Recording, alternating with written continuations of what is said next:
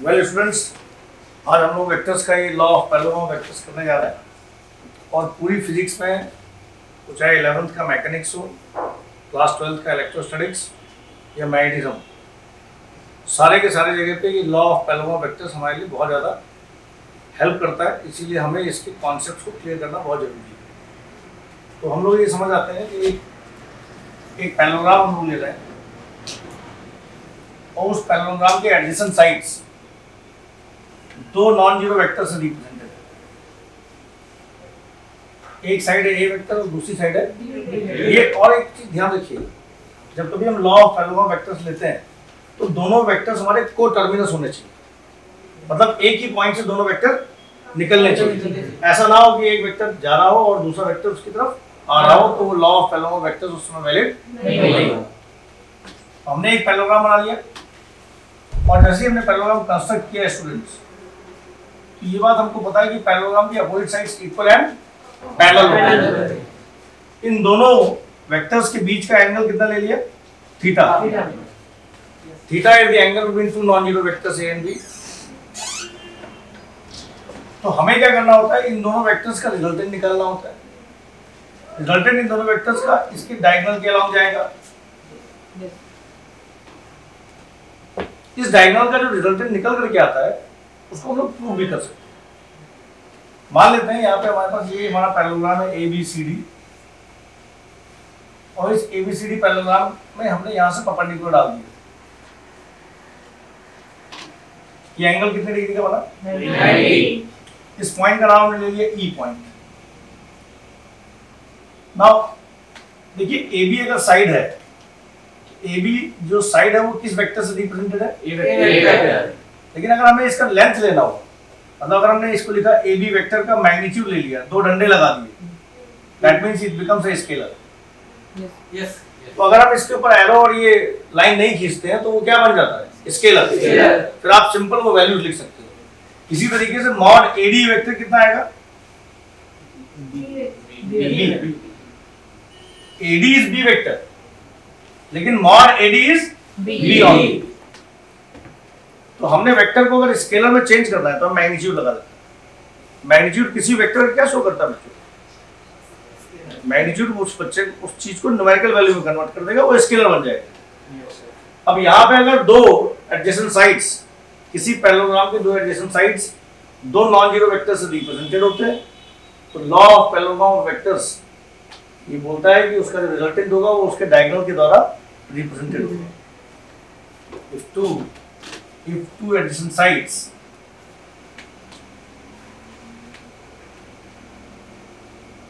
of a parallelogram are represented by two non-zero vectors,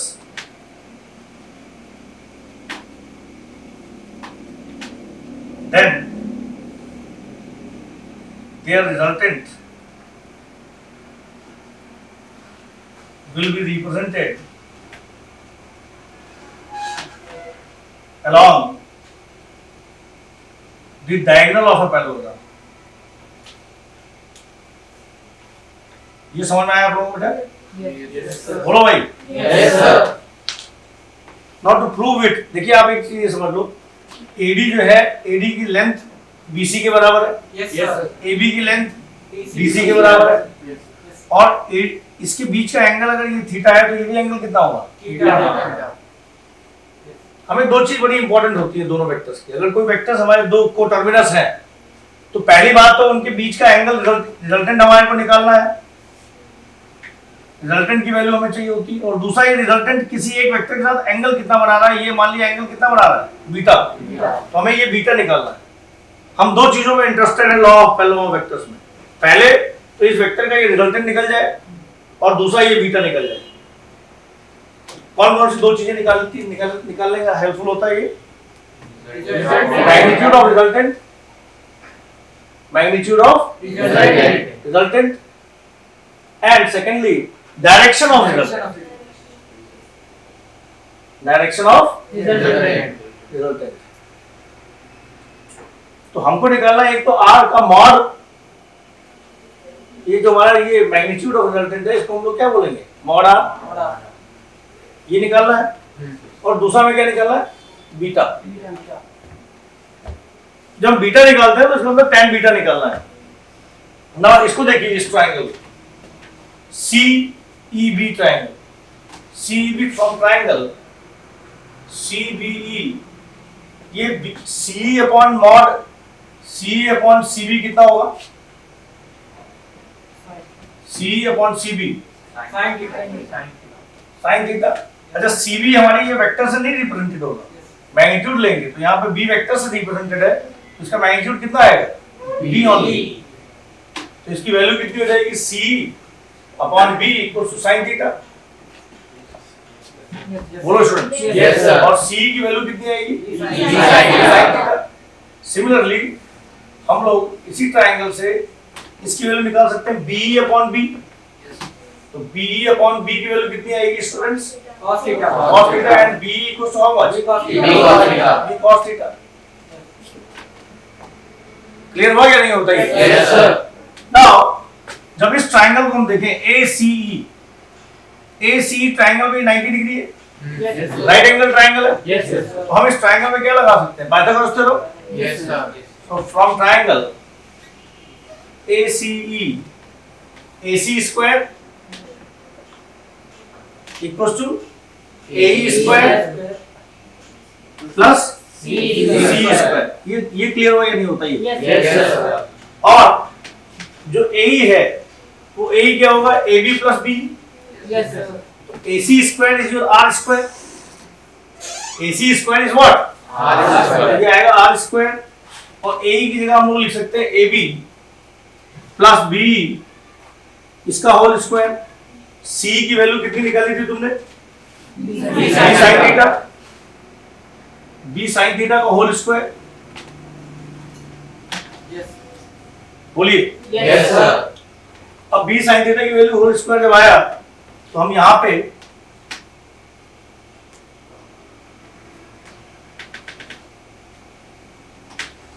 students हमने इसका magnitude लिया है, ये चीज ध्यान रखिएगा। मैग्नीट्यूड में एग्जैक्ट लेंथ निकलती है, तो यहाँ से आर स्क्वायर की वैल्यू आएगी कितनी, आर स्क्वायर। AB की लेंथ कितनी है, AB किस वेक्टर से बनती है, लेंथ कितनी हुई, A ओनली।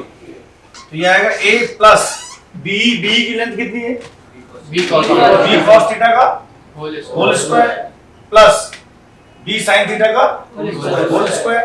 और ये R square will be equals to A square plus B square cos square theta plus 2AB cos theta आएगा कि नहीं आएगा? Yes sir.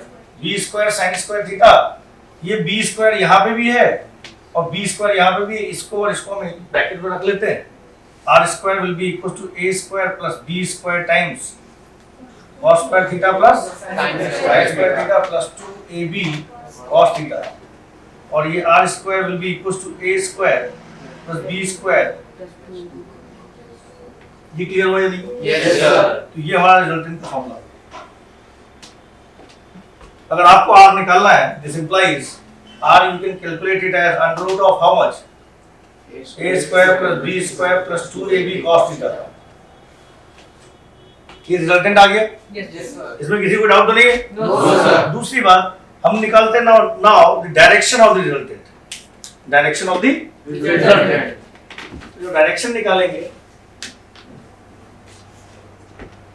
देखिए वेक्टर्स में ये बहुत इंपॉर्टेंट रोल प्ले करता है पूरी फिजिक्स में। मैक्सिमम न्यूमेरिकल्स जो टफ जहाँ पे होते हैं, जहाँ पे रिजॉल्व करना होता है वेक्टर्स को, वहाँ पे law of parallel of vectors आपको बहुत हेल्प करता है, इसलिए इस पे कमांड होना चाहिए पूरा। यहाँ पे देखिए now the direction of resultant can be as, again from this triangle AC, again from the triangle कौन सा बेटा, AC। इसमें देखिए tan बीटा की वैल्यू क्या आएगी, tan beta equals to CE upon कितना, AE पूरा आएगा ना। ट्राइंगल पे tan निकालने के लिए पहले तो ट्राइंगल कैसा होना चाहिए, राइट एंगल। अगर राइट एंगल ट्राइंगल नहीं होगा तो tan sin cos कुछ नहीं निकाल पाएंगे आप। तो तो ट्रायंगल जहां राइट एंगल बने वहां पे आपको कंसीडर करना है।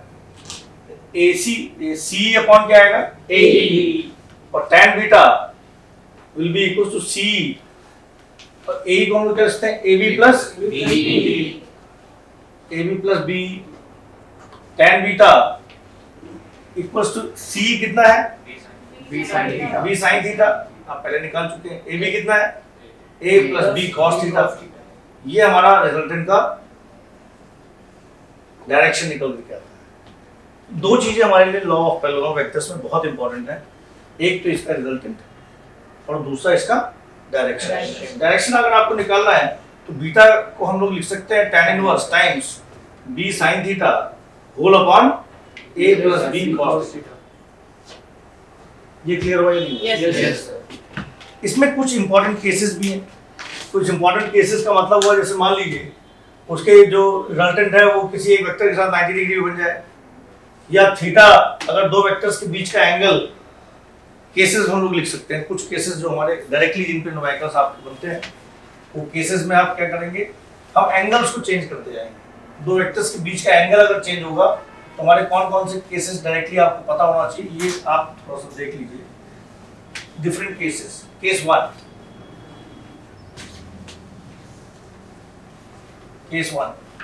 When theta equals to 90 degree, और थीटा किन दो वेक्टर्स के बीच का एंगल था A एंड B। तो जब थीटा 90 डिग्री होगा तो हमारे पास R की वैल्यू कितनी आएगी, रिजल्टेंट की वैल्यू कितनी, R आपने क्या निकाला था, under root of A square plus B square plus 2AB cos theta.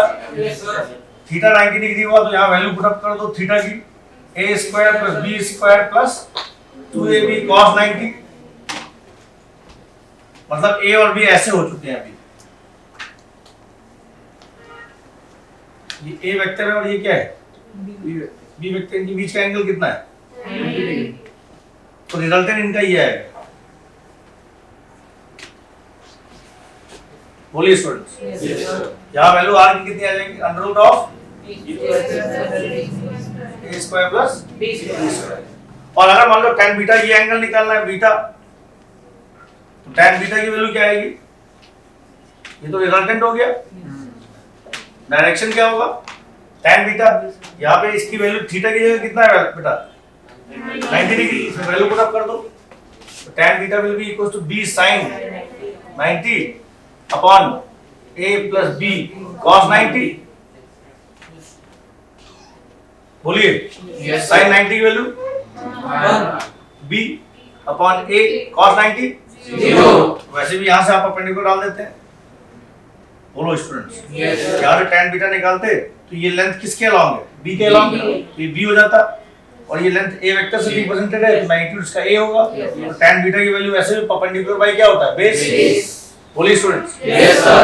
अब अगर मान लीजिए दोनों एंगल हमारे पास थीटा 90 डिग्री है, फिर थीटा 180 डिग्री हुआ, cos 180 की वैल्यू कितनी होगी, -2।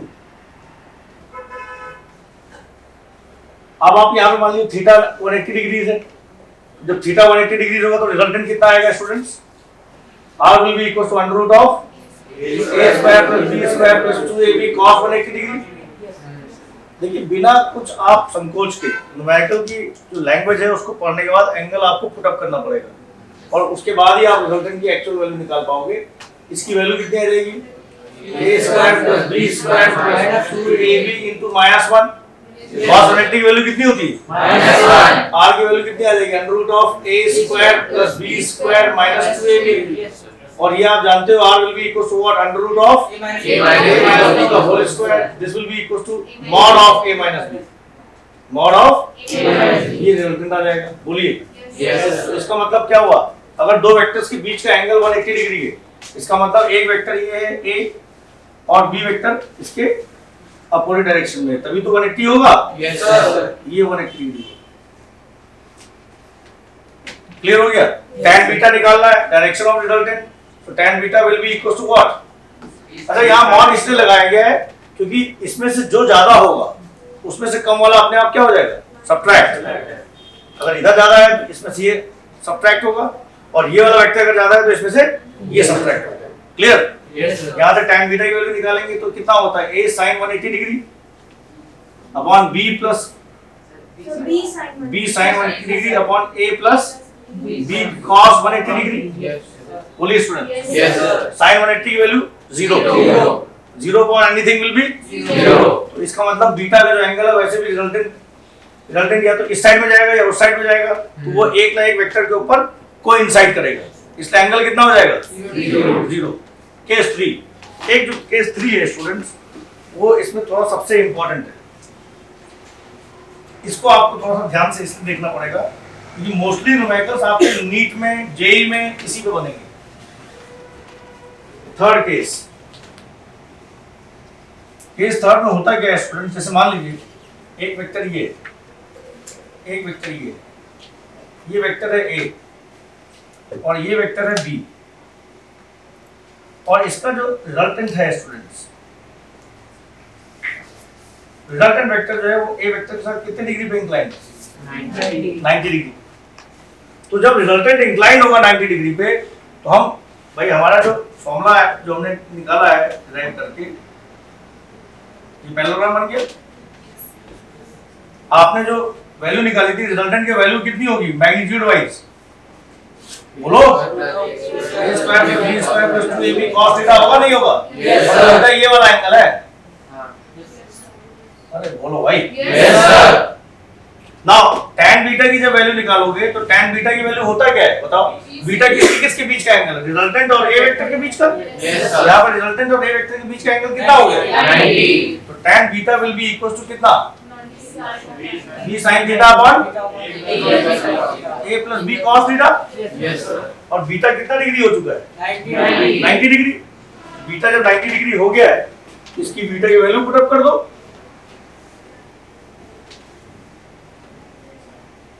और बीटा की वैल्यू कितनी आ जाएगी? जब हम इसको लिखते हैं tan 180 degree, tan 90 degree equals to b sin theta upon a plus b cos theta. tan 90 की वैल्यू क्या होगी? 1/0। 1/0 equals to b sin theta upon a plus b cos theta. बोलिए students. Yes, sir. Not defined होता है, इसको cross multiply कर देंगे, a plus b cos theta equals to 0 और implies cos theta equals to how much? Minus a upon b। This is the most important.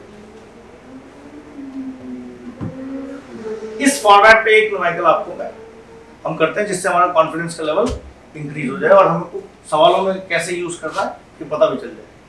तो एक numerical लिखिए, the resultant of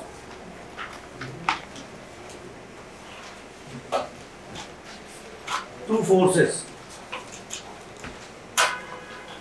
is 16 Newton.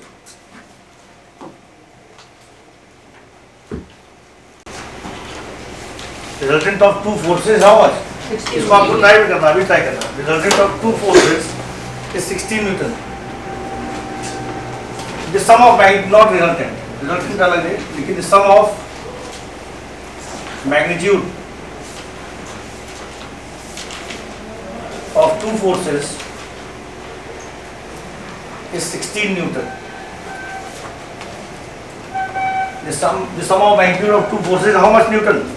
16 Newton. If the resultant force is 8 Newton,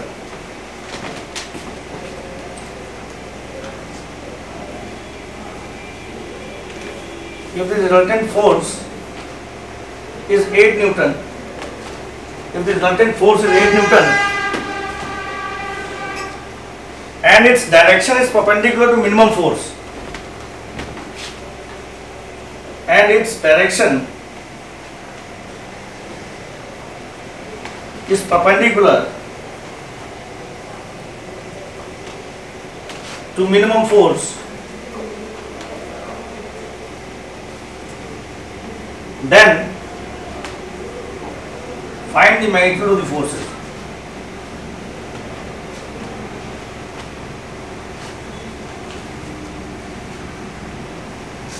Then find the magnitude of the forces. Evaluate करिए इसको. Then find the magnitude of the forces.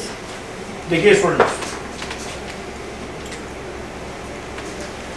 आपने ये देखा the sum of magnitude of two forces how much Newton? 16 Newton. हम मान लेते हैं let the forces be how much F1 and so F1 plus F2 बराबर कितना है 16 न्यूटन, इक्वेशन नंबर 1। फिर उसने ये बोला कि the resultant force is 8 newton, तो रिजल्टेंट फोर्स कितना होगा? We know that R equals to under root of how much F1 square plus square plus 2 F1 F2 cos theta किसके किसके बीच का एंगल है? F1 and F1 and F2. F1 and F2। ये देखिए, ये F1 है और ये क्या है बेटा? F2।